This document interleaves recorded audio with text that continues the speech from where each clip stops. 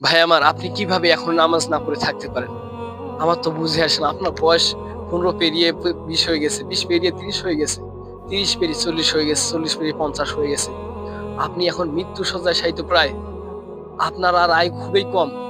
তারপর আপনি কেন নামাজ না পড়ে আছেন? আমার তো বুঝে আসে না ভাই আমার।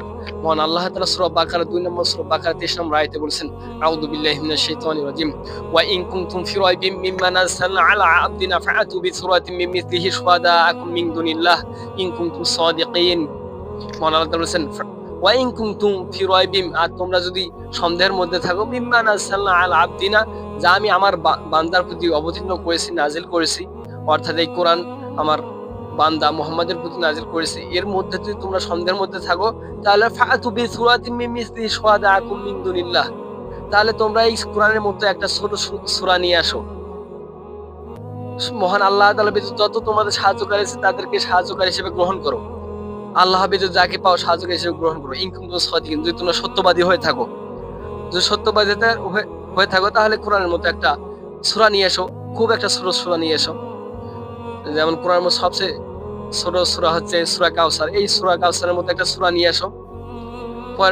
পরের আয়াতে বলছেন, ২৪ নম্বর আয়াতে বলছেন, ফাইন লাম তাফআলু, আর তোমরা যদি তা কখনোই না পারো, ওয়ালান তাফআলু, আর তোমরা তা কখনোই পারবে না।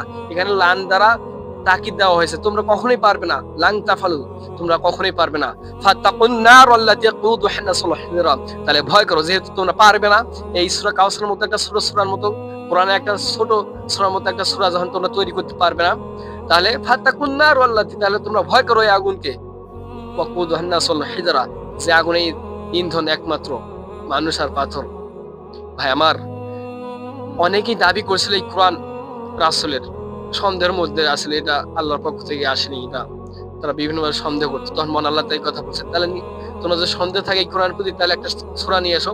কিন্তু ভাই আমার, ওই কোরআন নাজিল হওয়ার পর থেকে, কোরআন নাজিল হওয়া থেকে এখন পর্যন্ত অনেক মানুষ চেষ্টা করেছে এই কোরআনের ভাষা তত্ত্ব এত অলংকারিক, এত উচ্চ মর্যাদা সম্পন্ন, যে অনেক জ্ঞানী গুণী, অনেক ধর্মপণ্ডিত, অনেক ভাষার পণ্ডিত ব্যক্তিগুলো এই কোরআনের একটা ছোট সূরার মতো সূরা নিয়ে আসতে পারেনি। কারণ এই ভাষা, এই গ্রামাটিক্যাল অনেক উচ্চ মর্যাদার, অনেক উঁচু, এর সৌন্দর্য অনেক উচ্চ মানের, যে কারণে কেউ পারেনি, পারবেও না এই কোরআন যে মহান আল্লাহ তাআলার পক্ষ থেকে।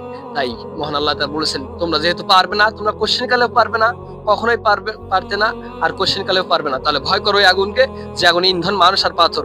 ভাই আমার, এই কোরআনেই বলেছে জাহান্নামের কথা, এই কোরআনে বলেছে জান্নাতের কথা, এই কোরআনেই বলেছে হাসরের ময়দানের কথা, এই কোরআনেই বলেছে আমাকে আপনাকে পুনরুত্থিত হবে। তাই আসুন মহান আল্লাহকে প্রত্যাবর্তন করি, সেই সাথে